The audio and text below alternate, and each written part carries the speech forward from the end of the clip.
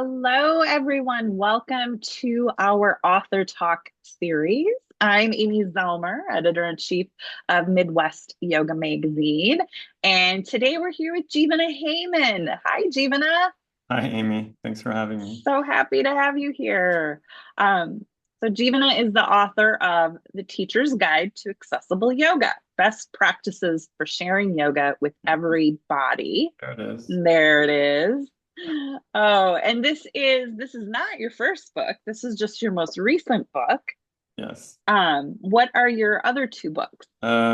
Accessible Yoga was my first Mhm. book, and the second one's called Yoga Revolution. And so, first one's kind of general practice, lots of images, lots of photos of variations, and general guidelines for practitioners. Second one is more yoga philosophy and like how to live yoga, basically, and Mhm. my personal experience with it.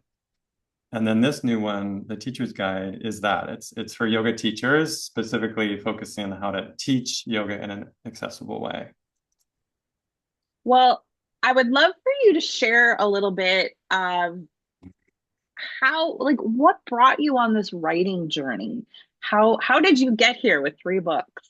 Well, I had a short, I've had many different careers. As a yoga teacher, it's like hard to make a Yeah. living just teaching. And so I've done so many other things. And early on, actually, when I was really young, I was an AIDS activist. I came out as a gay man right during the AIDS epidemic in the 80s. And to kind of make a living while I was doing my activism, I started writing and got a job as a reporter for an AIDS newsletter. And I was writing about alternative medical treatments for AIDS. And that was great because, you know, I learned to write in college, but being a reporter, even for a couple of years, it was like such a great training on how to actually write. Like, Yeah. I yeah, was a reporter for yeah, a I few thought years you were. too. Yeah. Yeah. And I had an amazing editor, and he basically re-taught me how to write. And so it was just like a really important Yes. lessons, yeah, and deadlines and stuff. So it was just, it was a great opportunity. I got to travel too and attend, like, we had AIDS conferences that were happening during that time all Mhm. over, and I would travel and report on the conferences and report on treatments. And I mean, it wasn't like my goal in life to be a reporter, but it was definitely a great tool, to learn Yeah. to write. And I've basically, like, since then, I kept writing. And so over the years, as I was teaching more, I would write for Yoga Journal and Yoga International magazine a ton. And so, like, I had done a lot of articles. And then I don't know what it was exactly. I'd always wanted to write a book, I think. I mean, my mom was like an avid reader, and so it's just like always in my life Yeah. writing. And so writing a book was always a goal of mine. And then it just kind of clicked at one point, and I just started by putting together all the articles that I had written. That was really how the book started.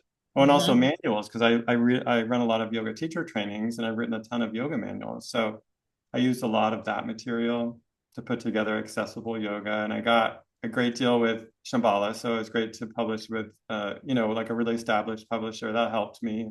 My Hmm. confidence level helped, and they helped a little. And anyway, so it That was good just really imposter good. syndrome, right?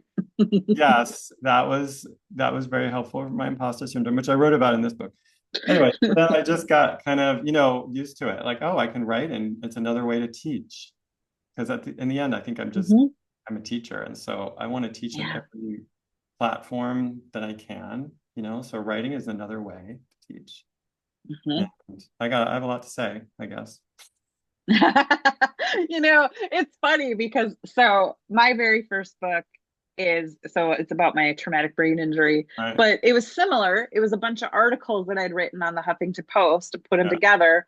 And I was like, that's it. I got a book. I'm done. And here I am 6 books later, too, right? Like, Yeah. I Wow, guess that's I had amazing. more to say. Exactly. I mean, you just start to recognize how, again, if you're a writer, it kind of flows naturally. And it's just something I do on a regular basis. I mean, I just find I don't know if I write every single day, but I write most days, something or other. Yeah. And it's just a great outlet for me. It's like in a way, it's like a kind of Mhm. therapy for myself Yes. too, of like processing information and my thoughts Yep. about yoga, which is what I'm obsessed with anyway. So it's like I'm already thinking about it. So I might as well write it down. Hmm. Hmm. you know. Yeah. And anyone who's not following you on Instagram, be sure to start following him on Instagram as well, because I mean, that's also a form of writing. Your posts there and um, Yeah. and even I know you like put excerpts from your book on your Instagram posts and you share such great info on Instagram. So Again, it's like, that's I realized as a yoga teacher that there's lots of ways to teach. So it's not just in a traditional classroom, right? You can teach mhm, like right now talking.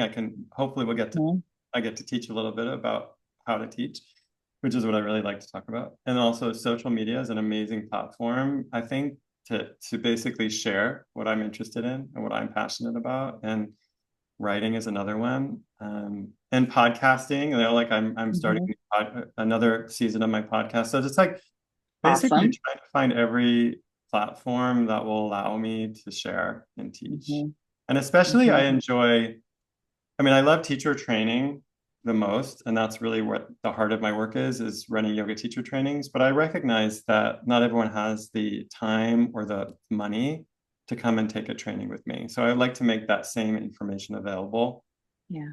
for anyone. So literally, like if people want to read this book, that's the same content that I share in like my trainings. You know what I mean? If you can really absorb it this way, then you're going to get the same information. It's just a matter of like what kind of how do you like to learn? Do you like to read it? Do you like to Mhm. listen to it? Do you like both?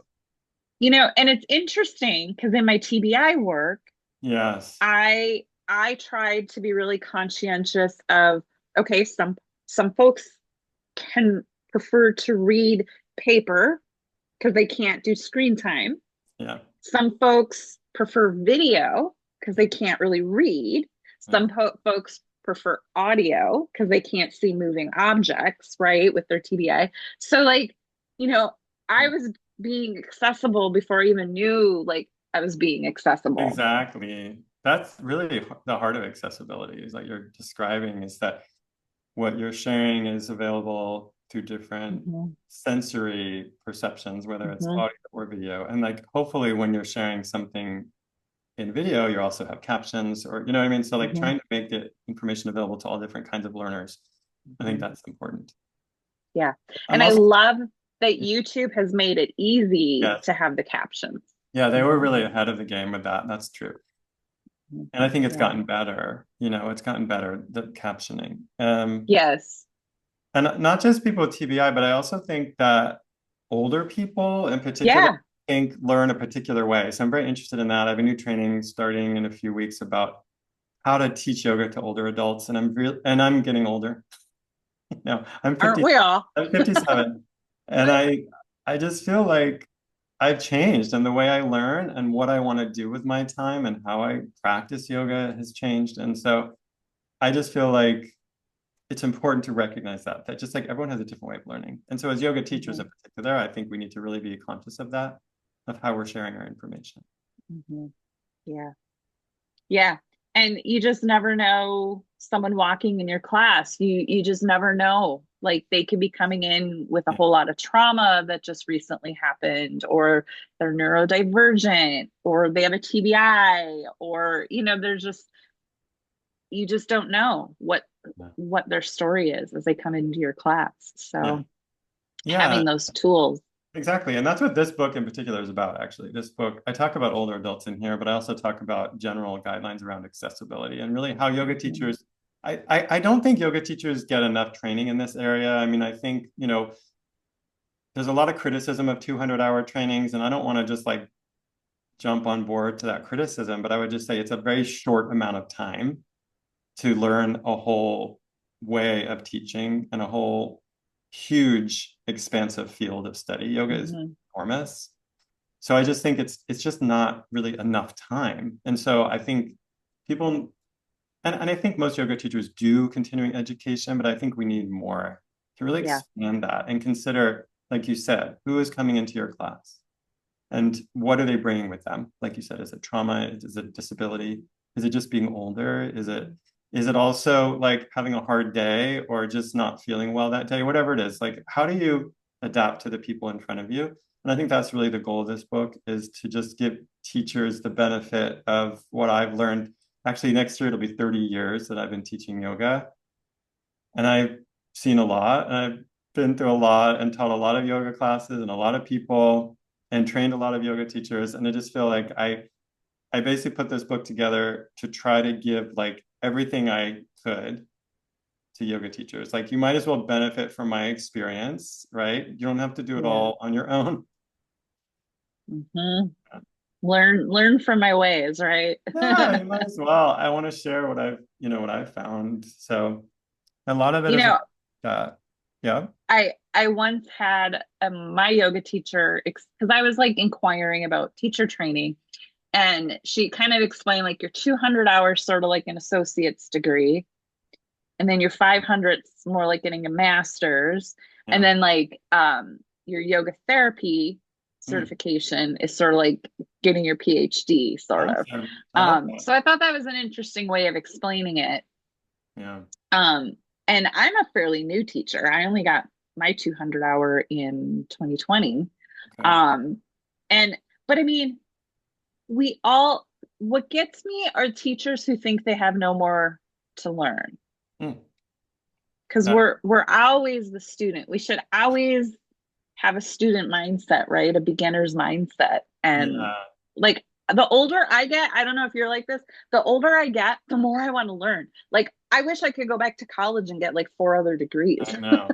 I know. I've been thinking about it. I have a friend who's almost as old as me, and she's going to get her PhD, and I just feel so inspired by that. I think, you know, but I think what it is for yoga teachers, it's it's fine if you don't want to go and take trainings, but at least recognize the fact that your students are your teachers. And I think that's really the if you can Mm, shift the dynamic, because I think a lot of the issues around accessibility are actually power yes, dynamics within the classroom setting.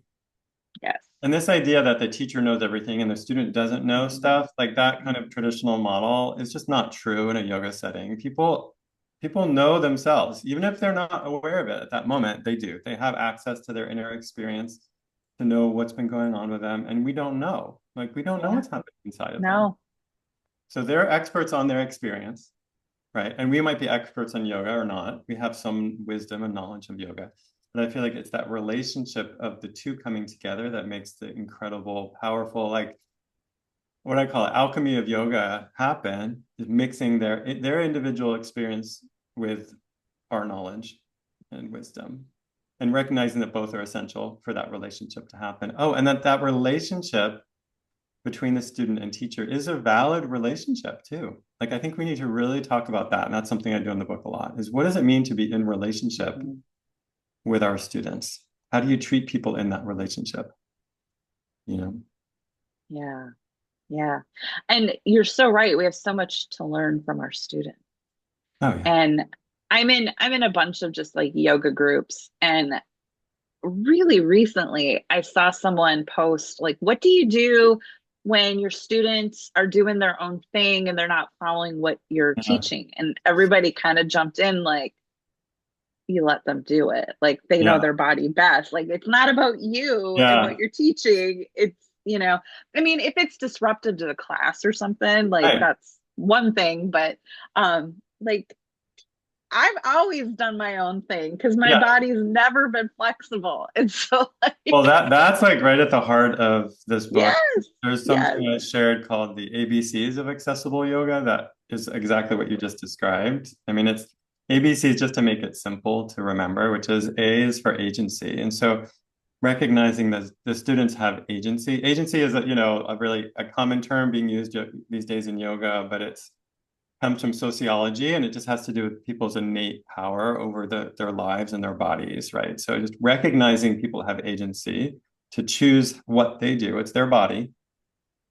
At the same time, B is for boundaries, that there's some limit to that expression of that agency because there's the context of this is a yoga class. Mhm. And so, like in the context of a yoga class, my job as a teacher is to make sure that first people are safe. So ahimsa, right? That comes first. So I have, yes, student, you have agency to choose whatever you do. But like you said, it has to be safe, safe for you, safe for the other students, and safe for me. Mhm. Like I'm part of that equation. Like it has to be safe for me. Yes, yes, You're yes. not creating Thank you for pointing liability that out. or liability for me. Like you're not jumping into a headstand when you don't know what you're doing and you're going to hurt Right. yourself. Like that's not safe. And I am allowed to have a boundary around that and say, Yeah. actually, that's not allowed in this space. Like we're going to warm up first. This is how we practice here, or something like that. Or like, okay, let's do a silent meditation. And then someone's like, well, I don't want to. And then, okay, that's fine. But that doesn't mean you can get up and run around, or yell. That means you have to sit quietly. Like you don't have to meditate, but you have to respect the Mhm. fact that everyone else right now for the next few minutes is going to be meditating. So like You somehow, can't you can't be doing headstands during Shavasana. no, no, because it's disruptive. And so Yes. let's C is collaboration. And that's really the piece I think that people struggle with is that it's a relationship, a collaborative relationship between teacher and student. And when there is conflict between their agency and your boundaries, we have to come and have some kind of resolution with them in relationship, either by talking to them in class or outside of class, or sometimes it has to do with conflict between students, like you took my spot over there, that's where I practice, or I want the window open, I want the window closed. Sometimes it's things like that. But Yeah. it's like there's a Yeah. lot of collaboration that can happen. And I would say one of the things that I think is often lost in at least public classes is the fact that being together in community is really at the heart of our teaching. And so teaching people, or I don't know if we to teach them, but supporting them in knowing how to be in community Yeah. and have that's part of our practice, being kind to each other and respectful of each other and how to be in this space as a yoga practitioner is a huge part of what we teach our students, how to treat other students. Because I have to say over the years, teaching public classes generally, there's not a lot of issues that I have with students or they have with me, but sometimes they do have that conflict with each other. I don't know if you've Mhm. seen that. Yeah, Yeah. Yeah. Yeah. You get a bunch of personalities in a room and it's bound to happen. exactly. So, yeah. Exactly. Yeah. Knowing how to handle it, right, Yeah, is important. right. But actually, I think teaching them that that's part of our practice Hmm. is the first Hmm. step. Like to make it so it's not a separate thing, but actually in our yoga class, this is what we do. We treat people with kindness and respect. Like that's part of our practice here. So when we walk in, we're kind, we say hello, and we try not to disrupt each other, whatever it is, like create some guidelines and rules and like share those publicly with your students. Create an environment that is supportive of these ethical concepts that are at the heart of the yoga teachings, right? Hmm. Yeah, I love that. And so the ABCs is from your current book, Yep. um, Teacher's Guide to Yep. Accessible Yoga. Yeah. And so tell us where we can find your book and find all your goodness. Really anywhere. I mean, this one I self-published, and I think you know about that, but it's available through Amazon or anywhere you get books, Mhm. honestly. I've tried to go through all channels, so it doesn't really matter to me where you get it. Whatever is most convenient for you. I love when people support independent bookstores. That's Mhm. really awesome. But I would just say, whatever's easiest. It's also available on audio, which I think is great. In fact, one of the reasons I didn't go with Shambhala for this new book is that they refused to create audiobooks for my previous ones, and I'm still in negotiation with them about it because it feels not accessible. Yeah. So Teacher's Guide is available, as a hard copy, digitally, and also audiobook, which I read. And that was really fun. You You know, narrate it? yeah, I Awesome. love that. I love doing that. It was really an adventure. And honestly, it just feels like I just think it's kind of what do you call it, like a companion for yoga teachers. Like I'd say even for long-term teachers, they might enjoy it because I just share a lot of my experiences and in each chapter I give like a scenario of something that's happened to me where there's been an Mhm. issue that has come up or a challenge or a hard student to deal with. And I kind of address like looking back how I would now handle it. I didn't always do it correctly back then, but with Yeah. with With hindsight, age comes wisdom, yes, right? with age comes wisdom. And also, so I talk about basic stuff like how to adapt. practice, which I think is what most people think about with accessible Mhm. yoga. There's a lot around that. How to teach integrated classes with students are some are seated in chairs and some are on the mat at the same time. So how to make that a truly integrated practice. I also teach a lot in here about subtle practice, how to teach pranayama and meditation in an accessible way. And I kind of start with a review of like basic yoga teachings. Like, what do we need to know as yoga teachers around yoga philosophy? And I cover 4 basic texts in a, I think, pretty simple, straightforward way. That these are the 4 texts I think yoga teachers should be aware of, and pull out some quotes that might be useful for them. So I think it's a great companion for yoga teachers or for new people, and I see some people using it in teacher training too. Like I think it's great in Mhm. addition to a manual, to like a basic manual. At least Mhm. I hope so. Yeah, it absolutely is. And Uh, I have it as a reference in the back of my chair yoga book. oh, great. So, Thank you. yeah, Thank yeah. you for that. Um, and then your website is accessibleyoga.org. Mhm. Yep. And what all can people find there? Well, I do currently, my main focus is teacher training. So I offer online and in-person trainings. I have the accessible yoga training, which is kind of my foundation course. And then I offer a bunch of special courses. Like we're doing a new one on accessible yoga for older adults. And we do like accessible restorative or accessible pranayama. So I offer shorter programs too. So people can check that out. I mean, that's my passion is supporting yoga teachers and giving them like Mhm. additional tools. I love And it. like you said, on social media, people can find me there, Mhm. sharing a lot from my books and my teachings and my trainings, and reels And and reels. what is your main Instagram that people should follow? You can follow me, Jivana Heyman, or Accessible Yoga, either one or both. Yeah, you have both. Mhm. And and we have a Facebook group that's free. Like there's a community, Accessible Yoga community, Mhm. where we have, I think, like 16,000 people, where people can ask questions about how to make something accessible, or if they're looking for a particular thing. Like I have a student who is deaf or hard of hearing. How can I make the class accessible to them? Or, does anyone know resources around this thing or whatever it is? It's a great resource for yoga Yeah, teachers. it's a great group. I'm in there. Okay, yeah. And I mean, basically, oh, and then the other thing we offer in Accessible Yoga is an ambassador program with Rodrigo Souza. So he's an amazing teacher who he basically mentors our graduates. So he works with them, meets with them monthly. Awesome. It's a membership program, and basically you get a little additional training and then time with Rodrigo just to talk about how's it going in your classes and stuff like that. I just think having that ongoing support is really, really helpful. And he's just the greatest. He's so sweet. I don't know if you know him, but if not, I should Yeah, yeah, introduce I you. follow him. Yeah, Yeah, um, yeah. So I'm just excited. I don't know. I appreciate you letting me talk about the book. I feel like yeah. it's. I think it's a great resource for yoga teachers, honestly, and I really hope they take advantage of it. Um, yeah. And so I'm curious, do you have any more books in you? Oh yeah. You know how it is. I don't know. Yes, I I don't do. stop until I die. I'll probably still be writing. But yeah, I'm working on a book on making meditation accessible, which of course will include pranayama too, but really expanding on that portion of this book. So in this book, I have a chapter on it, but this is going to be an entire book. Looking I at, I love it. see 2 pieces. I mean, this looking firstly is looking at the role of meditation in the yoga tradition, which is huge, right? Meditation is central to yoga, and I think we need to kind of be reminded of that. But I also think the fact is that yoga offers a really accessible way into meditation through asana, through pranayama, Mhm. through guided relaxation. We have all these incredible tools in the yoga tradition that support us to have a meditation practice. And so I just kind of want to like share that with people in a really clear way.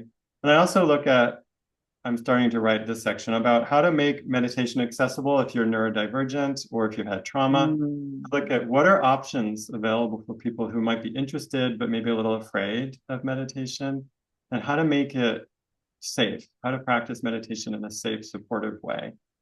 Um, so it's really exciting. I don't know. We'll see how it goes. Well, good luck. I mean, I know how much work it is to publish a book. And Yeah. you said something earlier when you were talking about reporting and how you had a great editor. And I teach that all the time in my writing Yeah. course. Like having a good editor makes Oh you a yeah. better writer. And once you see someone edit your work and how like they don't change what you're saying, they just like move it Yeah. around a little bit. And it's like, wow, I sound amazing.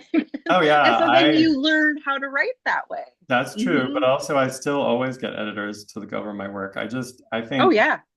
having another person Mm-hmm. is essential to get another perspective on it. Yeah. But yeah, editors are great writing teachers. I love it. I love looking at what someone's done to my writing. It makes me really excited Mm-hmm. and happy. It's funny because I Me think a lot too. of editors feel like insecure about that role, but I think I totally agree. Yeah. Amazing. Yeah. The real gift. It's It true. is. I know. It's so funny. Writing is really an amazing, you know what it is in a way? To me, it's actually kind of meditation. I guess it's like journaling. Some people think Yeah. about that, think of journaling kind of fits, but I would say writing in general, because to me, meditation's about having a relationship with myself, working with my, Mm-hmm. and writing is really a way of working with my mind, right? Like seeing what I'm thinking about, because I actually put it down and I have to read it again. Um, And then editing, the process of editing is so interesting, trying to kind of see my thoughts clearly, which feels like a meditation practice, to have that Yeah. clarity, to have perspective on my own thoughts is often what I'm working on in meditation. Because I think that editing your own work is really challenging too. It is. Um, Yeah. It's hard. Yeah.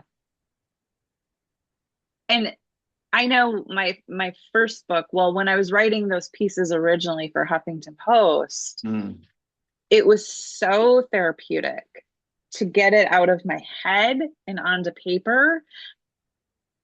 And it was really vulnerable to let other people read it. yes, But then, like, when you realize the impact it's having, yeah.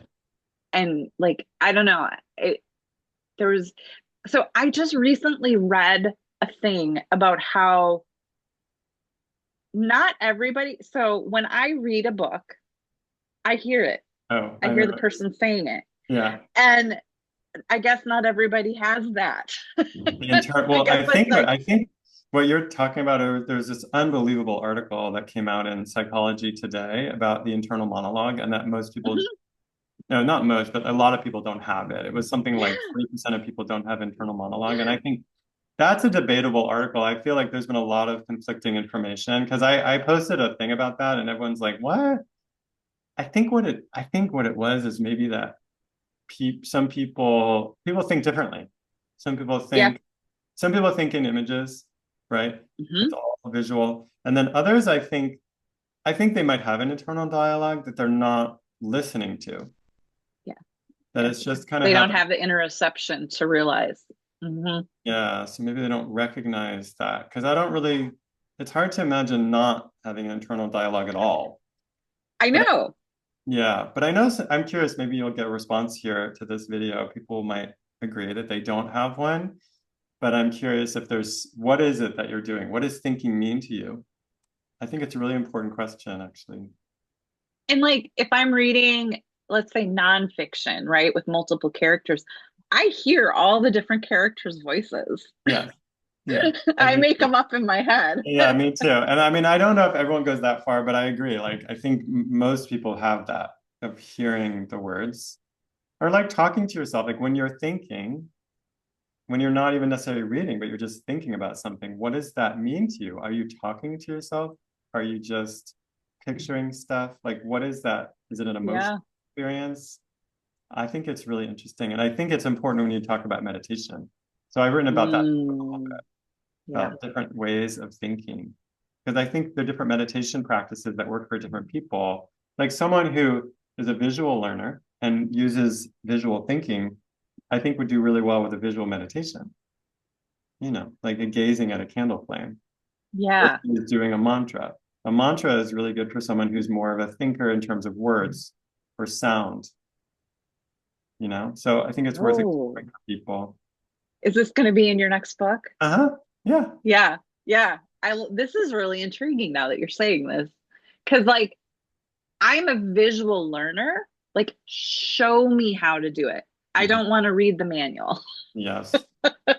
So yeah, everybody has those No. different Well, learning it's interesting styles. because the other thing I'll say about it is that this whole like types of learning, which is almost, it's a little, they say it's a little bit dated in terms of like this idea that we all have set ways of learning because they say that's evolving and then it changes and then it may not be like I think of myself as a visual learner, but they say, well, actually, it may not even be that simple, that we're probably way more complex than that. And we use different types of learning all the time.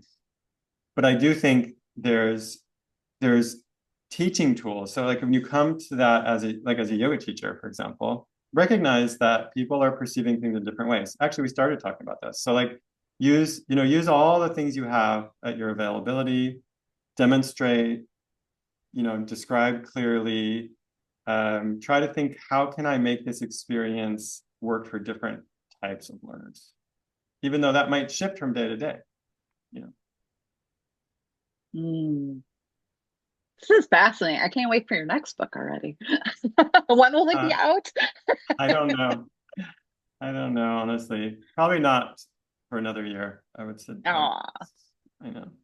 But thank you. I appreciate your excitement. It means a lot to me. And Yeah. yeah, it's encouraging because sometimes, like we said, writing can be very internal and kind of, Hmm. I don't know, Yeah. it's an inner And it struggle. can be, yeah, it can be kind of lonely. Like, I Yeah. mean, you might have your editor helping you too. Like, you do have somebody else involved in it, but until you get to that point, it's all you. Yes. Um, Yeah, hmm it's very, what's the word? It's like exposing part of yourself. hmm It's very vulnerable. Very Yeah. vulnerable. Yeah. Yeah.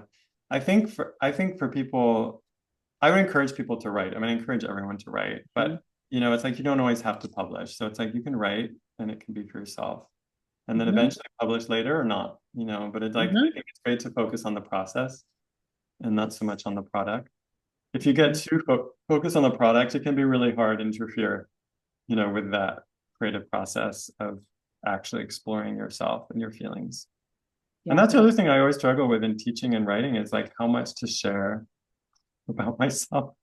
Right. I mean, like how much of that personal stuff do I put out there? It's like, do people want that or is it too just boring? I don't know. Is it too self-involved? I don't know. So I'll be super vulnerable for a moment. Yeah. So I wrote a piece on sex after having a TBI. And I'm like, this is something that's not talked about. And like Yeah. the changes that happen in our libidos, or even just like our physical injury and having sex and being Yeah. intimate. And I mean, it was a very like tame, like, but like it had to be talked about, right? Yeah. And I actually won an award for that piece through a local Wow. through a brain injury group. Um, Awesome. but like That's awesome. that's So pretty you're saying vulnerable. being vulnerable is important, and I agree. I think Yeah. I think it is, and so I'm really going there in my new book. Like I decided to really share a lot more. Like I just decided around meditation that I didn't want to be like lecturing people about how to meditate. I feel like there's so much out there around that, like how to do it. Hmm And so this book, the current one I'm working on, is much more personal, and I'm trying to share my story and like what how my journey with meditation and like some of my moments that really had an impact, some of the positive experiences and challenges I've had over the years. And I think people like to hear other people's struggles, and not in like a negative way, but like oh, I've felt that, or oh, they've gone through that too. I Like know. I listened to Demi Moore's audiobook on Oh, one of my recent trips, and she talks about, like, I love listening to celebrity audiobooks, but there's like a recurring theme with celebrities. They don't think they're good enough, uh-huh. Yeah. you Well, know? human theme, I And think. it's like you're like this massive Yeah. famous movie star and you don't think you're good enough. So we all struggle with it, We every all single do. one of us. I think that's just a human theme. I write about that Hmm actually in the book. I have a whole chapter on imposter syndrome and a whole section on it, I should say. And hmm I feel like it's hugely important for yoga teachers to reflect on. And one of the things I say about it is that it's partially true. And I think this is where I think it's actually true that it's not that we are imposters, but it's like we can't know it all. We cannot be Hmm. experts on yoga. I think it's impossible. It is too big a subject. And so I think it's fine to recognize, oh yeah, I don't know. And also, I think it's imposter syndrome is true in yoga because part of the yoga practice is recognizing our ego and seeing it for what it Hmm. is and realizing that we're not just the ego. And that imposter syndrome is Yeah. coming directly from the ego. And so actually, Hmm. imposter syndrome is a good thing to focus on and recognize in ourselves and realize, oh, that's my ego right there. To see it, we can begin to see it more clearly, right? Like this false sense of self, and see if there's something else. Is there something more solid within us that we can connect with? And that's really what yoga is about. It's about shifting our identification from ego to something eternal. What is it about us that's never changing? Right? That's the yoga practice. Mm. I love that. Yeah. Because we all struggle. I mean, Let's try go. you know, no matter how much you know about something Yeah, or actually are, I mean, an expert, right? Like there's still that underlying, like, who am I? Hmm. totally. I feel it all the time. Aw. Well, Jivana, thank you so much for being here and Yeah, sharing today with everyone and everyone watching. Below this video, I'll have the links for great. Jivana's website and books. Drop a comment. Let us know like what you learned today. Let us know if you have hear that internal monologue when you read a book. I'm so curious Yeah, now. Because it's been fascinating to see some of like the Facebook posts and people are like, no, I don't hear anything. And I'm like, yeah. how do you not hear the characters? Great. Thanks, Amy. Thanks for having me. Yes. I appreciate Yes. It's always a pleasure to chat with you. So thank you so much. And thank you everyone for watching today.